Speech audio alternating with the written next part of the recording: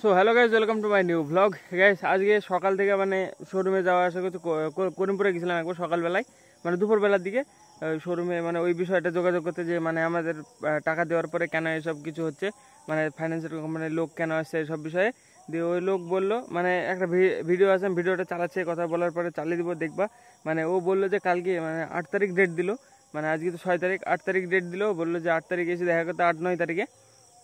মানে বলছে যে যে নিয়ে পালিয়েছিল টাকা, মানে সবার অনেকজনের টাকা নিয়েছে, মানে যতজন এলাকায় যতজন ফাইন্যান্স করেছে ফাইন্যান্সের টাকা মেরে দিয়েছে ও সবারই। মানে ও বললো যে 9 তারিখে এসে দেখা করতে। এর মধ্যে তো একটা লোক এমন আছে, একটা ছেলে যে মানে ওকে এইভাবে বলেছে যে ও শোরুম থেকে লোন দেওয়া হবে, এসব কত কিছু বললি, সবাইকে কত লোককে ফাঁসিয়েছে। এখনও থানায় আছে, আমাদের বললো আসতে 8-9 তারিখে L&T ফাইন্যান্সে যতগুলো টাকা মেরেছে ও সবগুলো দিবে বলছিল, মানে 8-9 তারিখে। আর আর 20 তারিখে মনে হয় আর একটা ফাইন্যান্সের টাকা দেওয়ার কথা আছে। মানে টোটাল বহুত টাকা ও এভাবে মানে ঝোল করে ফেলেছে পুরো, মানে বিষয়টা যতজন ফাইন্যান্সে বাইক কিনেছিল সবার শেষ করে দিয়েছে। দিয়ে আমি ওইখানে গেছিলাম সকালবেলা এই ঝামেলার জন্য। কালকে বলছিল সেই মানে এসে বলছে, দিয়ে তারপরে ভাই মাথার মধ্যে কেমন হয়ে আছে, টাকা শোধ করার পরে আবার বাড়িতে আসছে লোক, সেজন্য গিয়েছিলাম সকালবেলা শোরুমে দেখা করতে। শোরুমে যেয়ে দেখছি কেউ নাই, শুধু 2 জন ছিল। দিয়ে ওরা 2 জন বললো যে সব বিষয়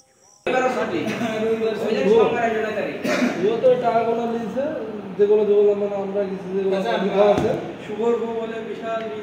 কাঁদছে, আবার মাঝে মাঝে ঝাড়ি মারছিল তারা।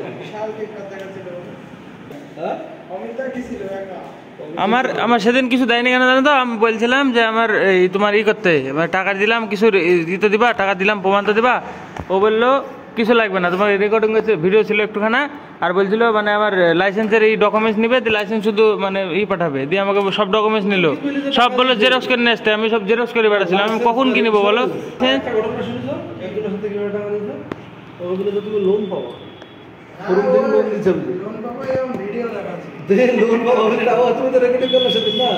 আরে একটা বলছে আরেকজনের এগে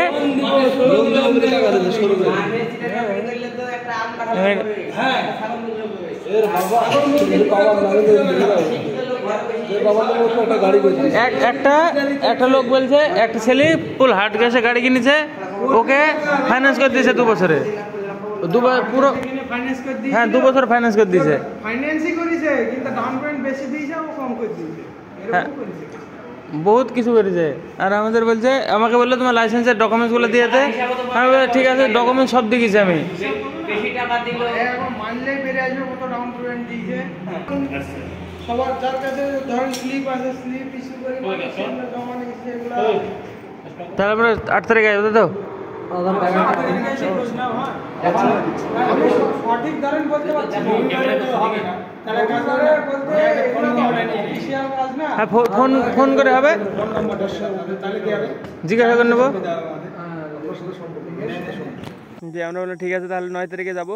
দিয়ে আমি আসলাম বাড়িতে এসে, এখন মাঠের দিকে আসলাম গাইস। এই দেখো সার দিতে, এই সার নিয়ে এসেছি পটলের জমিতে দিতে বললো বাবা। এই যে পটলের জমি, এটা ফসফেট আজকে।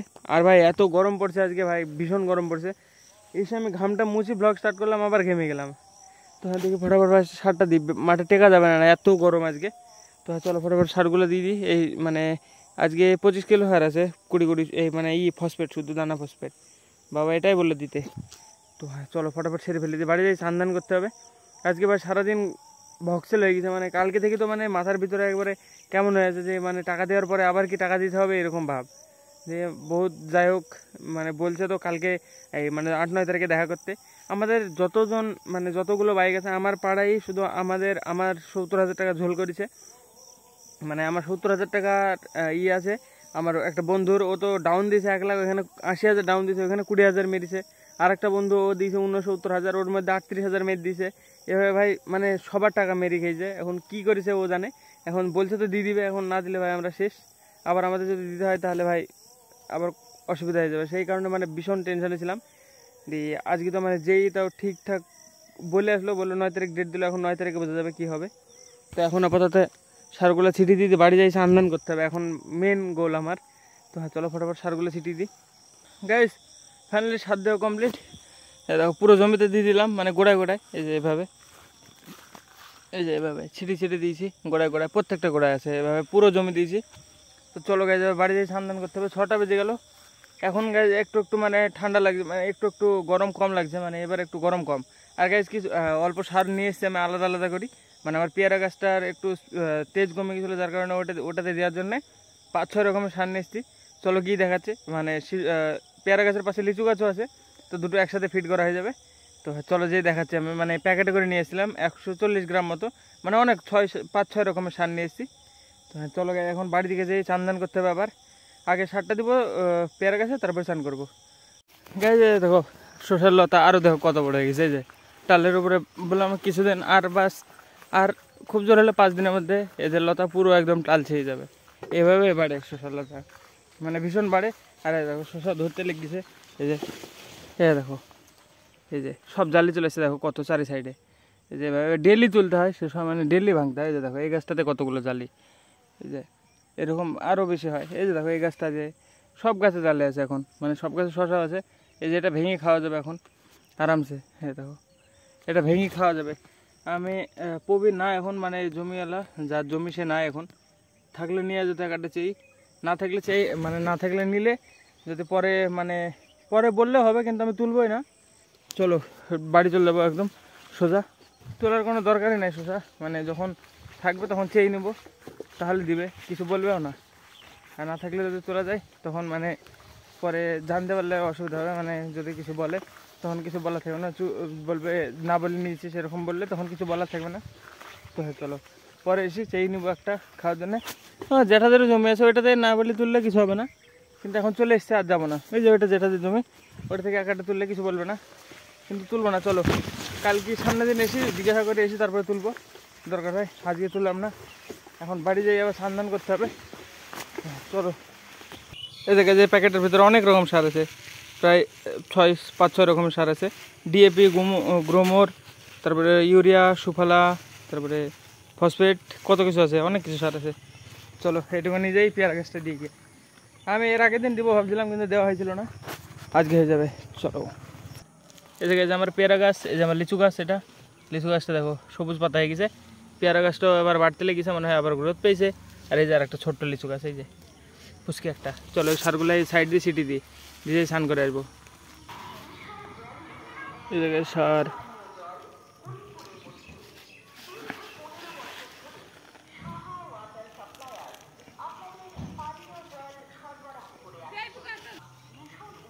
যথেষ্ট পরিমাণে সার দিয়েছে। দেখো হেভি গ্রোথ পাবে এবার, মানে অনেক রকম সার আছে তো, কোনো না কোনো একটা কাজ করবে, মানে কিছু না কিছু কাজ হবে।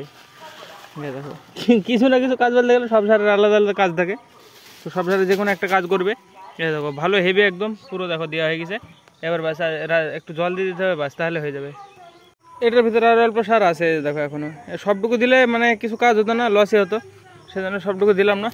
চলো এইটুকু মানে ফুল গাছে দিয়ে দেবো। এই গাছটায় দেবো, এই গাছটা কাজ হবে। এই গাছটা ভালো ফুল হয় একদম, মানে ঝাঁকড়া হয়ে বেরোবে যখন বেরোবে। চলো এটাতে দিব। তারপরে এই যে কুল গাছ আছে, কুল গাছে দিব।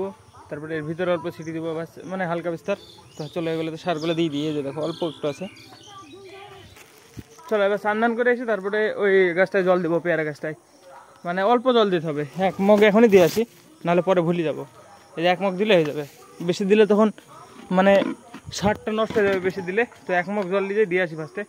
চলে এই যে 1 মগ দিলে যথেষ্ট। এই সারগুলো শুধু গলার আগে পর্যন্ত মানে একটু দিতে হবে, নাহলে গোড়ায় যদি পড়ে সমস্যা হবে। গোড়ায় জল দিতে হবে খালি, এই যে এভাবে হাতে করে তুলি, গোড়ার সারগুলো যাতে গলি যায়, নাহলে গোড়া পচে যেতে পারে।